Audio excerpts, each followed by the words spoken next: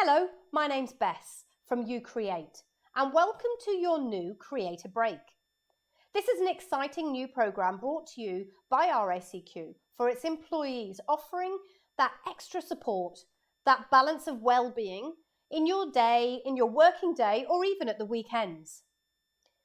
I'm going to be here creating little easy creative activities for you and your family to enjoy. The little creator breaks are only 10 to 15 minutes long, and they're designed for you to just take a little bit of a break during the day, maybe have a cup of tea at the same time, and exercise the right-hand side of your brain. It's really important that we nurture that side of our brain just as we nurture the left-hand side. Our left-hand side is what we pretty much use on a daily basis when we're working. It's our problem-solving area, the logical, strategic, the thinking, filling out forms, downloading information, deciphering data, interacting with customers. All of that thinking side happens in our left side of our brain. The right side is left for the creative stuff. Now, I probably over-exercise the right side too much because I'm an art educator and a teacher. But it is important, even if you're still working in a corporate or an office environment, to do the same as well. It's important because when we exercise the right-hand side of our brain, it allows us to approach things in a different way. It's like giving yourself a really good shake, letting the wind breathe in your lungs, breathe it out. It's a bit like that, like you feel when you go for a nice brisk walk or do yoga or Pilates. It'll have the same thing. So how do you do it? Well, you exercise your brain on the right side by creative activities. You don't have to be an artist. If you do, great. And if you are creative already, fabulous, you'll enjoy this. But if you're not, please take a little bit of a deep dive into the unknown. You might surprise yourself.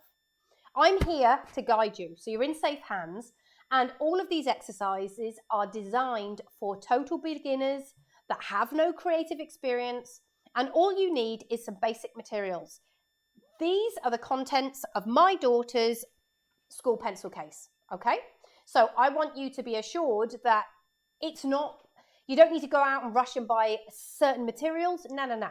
If you're in the office, just use the stationery that you've got at hand. Anything that you can create with and anything that you can create on, you will have something creative. So you could use highlighters, texters, pencils, just a biro, just a pencil, a regular HB pencil. Any of those things make marks and therefore can create something. Today I'm using coloured pencils, so if you have them to hand, why don't you, join me? Mine are actually watercolour pencils, and that's literally because my daughter and my sons, on their school list of resources, watercolour pencils is one of the things that they have to have in their pencil case, so that's why I'm using them. I have to say they are one of my most favourite materials. Why? Because the kids take them on journeys in the car, camping when we're in the tent, or, when we used to go on aeroplanes and things, and it means they can be super creative and they are not messy. So you can do them in your office, on your desk, really safely without any mess. You don't have to set stuff up. You don't need a tablecloth, none of those sort of things. So they're brilliant. They are pencils and they're activated into paint by just adding a little bit of water. You can use a paintbrush if you've got one to hand, or if you haven't, you could use a cotton bud. Failing that, just a bit of wetness on your finger and rub it through will do exactly the same. I just want to show you these as well. If you do get the enjoyment and the pleasure, or you want to give these to your children, these little funny little tools you can buy from the really cheap sort of $2 shops. And they're hollow inside. You put the water inside the tube, and then you squeeze, and as you squeeze, the water comes out through the brush. And then you just brush on top of where you've drawn. They're brilliant, and they are literally $2. So if you're around at the weekend, have a look. They're really, really great, and watercolor pencils are my absolute go-to. So when I have my kit and I go out drawing in nature, or maybe I'm at the beach and I just want to do something, they're a great thing to have, really easy and really convenient. But today's about you. So let's get on and start your Wello break. So I've got a piece of copy paper here, and the first thing I'm going to do is simply fold it in half. And why am I doing that? Well, you know, to be creative, you don't need to do giant art pieces. You can do when you get there, but right now you just want to sort of loosen up and do something quick and simple for 10 minutes.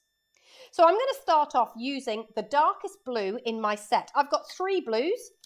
There's a kind of navy, a mid-tone and a light blue. So I'm going to start off with the darkest one, and I'm going to draw around the outside of my piece of paper. Nice and sort of firmish, but I'm not being really particular. I'm going to curve it at the corner, go along, curve it at that corner, take it up, right at the top, curve it at that corner, just to take away that square edge, right across to the top, and I want to get right to the edge of the paper.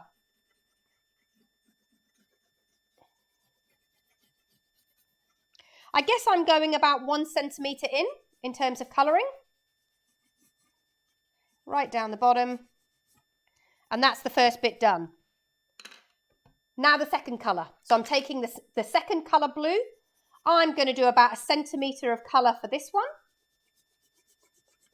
Don't worry if it's not an exact centimetre. We do not need to have a ruler. You can guesstimate. It's about the width of your little finger. Super easy. Just go round, scribbly wibbly. You can just imagine if you're in the office and you start doing this with your salad next to you and your lunch, people are going to go, what are they doing? What are you doing? And you can say, I'm having a Wello break. And you can show them that it's super easy, okay? I have faith in you. Okay, now we're going to go to my light blue. The light blue goes in the middle. Easy so far, hey? This is easy peasy. I'm going round. Now, what I want to try and do is go from a rectangle to an oval. So you should end up with kind of like an egg shape in the middle. And that egg shape, it's about as big as if I put my two fingers together. That's about what I've left, look. All right? So that's the inside. All right. Now we're going to put some grass along the bottom. I'm going to use my darkest purple. Again, in my set, I've got kind of 3 pinky purples. Actually, there's 4. There's another one there. That's like a cerise one. But I'm going to go for the dark purple. And I'm literally just going to do scribbly grass right along the bottom. And it can be really loose and as high up as you want it to be. You can go in any direction. So look, it's just zigzag, zigzag, zigzag, zigzag, zigzag.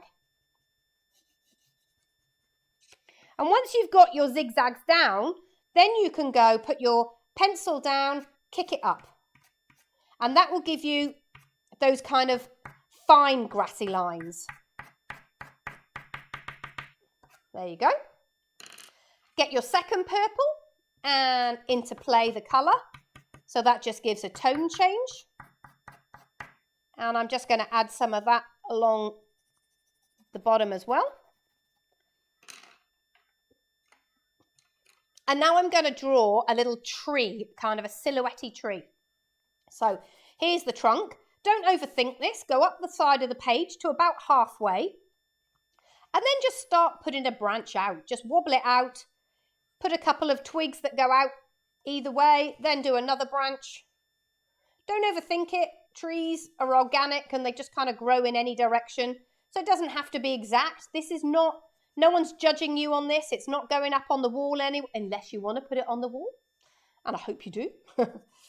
So I'm just going to colour in the trunk. So that's my tree.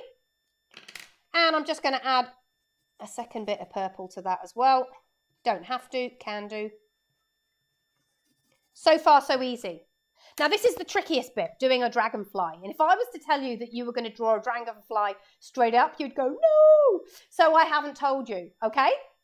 But the reason why we're doing a dragonfly is a dragonfly, it's symbolic of transformation. It's symbolic of change. It's heading towards the light. And I think kind of that's where we're at, isn't it? After a really tricky year this year, we are going through that transitional change period ourselves, where we are having to learn how to adapt and change to the global environment that we're in. We don't know how long this is going to be for, and so we have to adapt and change.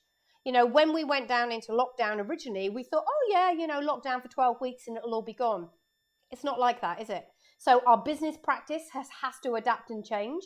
Our home life has to adapt and change. And so this is a great example, a real image of that. Okay, so to draw a dragonfly, super easy. I'm going to use my dark blue. Look, I'm going to have to give it a bit of a sharpen because, oh, just lost the lid, the pencil. A bit of a sharpen because I use a lot of it doing the outside. You could change up, like this is more of an aqua colour. If you want to use that, you can. Use whatever colours you want. Okay, we're going to start in that centre, in that egg shape. I'm going to do 2 little circles. 1, and they're going to be touching. 2. Now the body is going to come down between those 2 circles in an oval shape. So you've got 2 circles and an oval. I'm just going to lift that up so you can see it really closely. 2 circles and an oval. Okay, now the rest of the body is tiny little ovals that follow below, the little segments of the body. About 5 or 6, you can gauge how far, and they're just going to curve at the end and get smaller until you've got the very smallest one. Okay? And now we're going to do the wings. So the wings come out from this, the large oval, the first oval that you did. This is kind of the thorax or the body of the insect. And the wing is going to come out, curve round and come back into where it started. So ready? Go out, around and back into where it started. You're going to do the same on the other side. Out, around and back into where it started.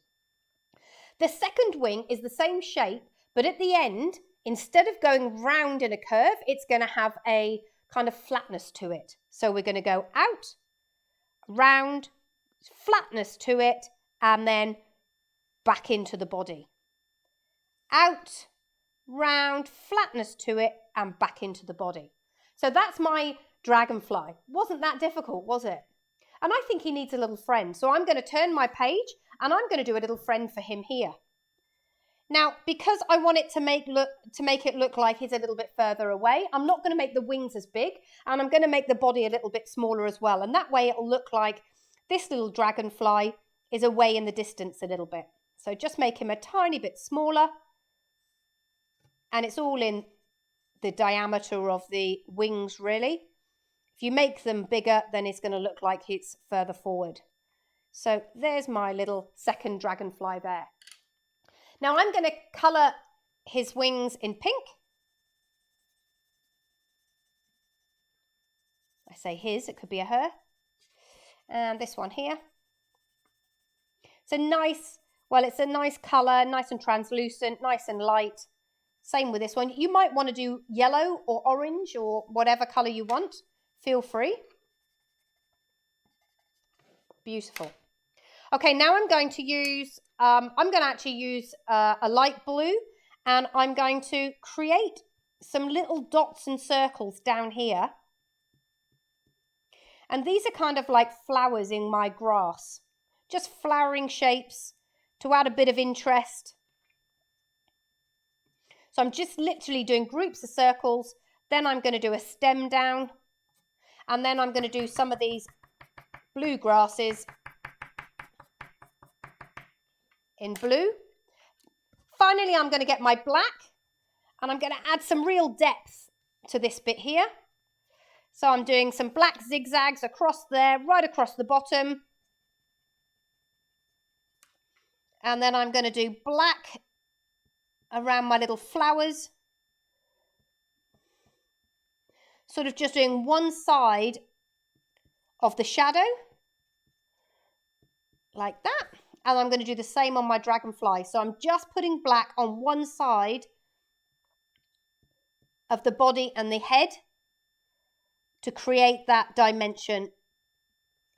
And finally, let's add some black to our tree, making it look a bit denser.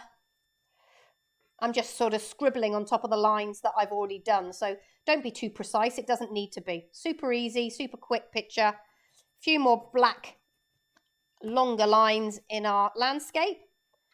And that's our drawing done. If you've just done coloured pencil, then you're there. You might make the softness into your circle a little bit softer by a little bit less pressure.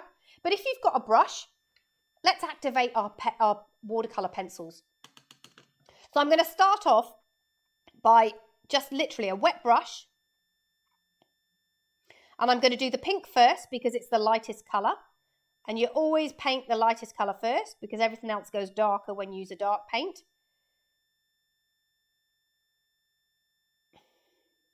And just like paint, there will be a little bit of that paint in the brush, so just give it a wash. Back to water, it's just pure water, and I'm going to start the centre of my circle. And you literally use your water and you rub on top of the lines that you've drawn. And because they're watercolour pencils, it just turns them into watercolours themselves, and you get this lovely soft watercolour picture that you didn't even know you were able to do. It's really quick, really simple.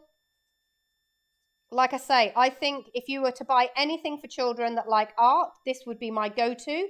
And if you want to start doing art just to see where you get to, or follow some of my work, watercolour pencils are a really beautiful material to use. So I'm just going to go around my dragonfly. I'm not going to overpaint my dragonfly because I don't want the details to blend, you know, his little body. Just go around my tree. And now I'm just going to go over the top of my grasses, flicking it like this. Some of it will blend, some of it won't, so you'll still get that kind of detail of those fine lines, and some of it will soften off and get that real sort of beautiful watercolour-y look. Up through the tree.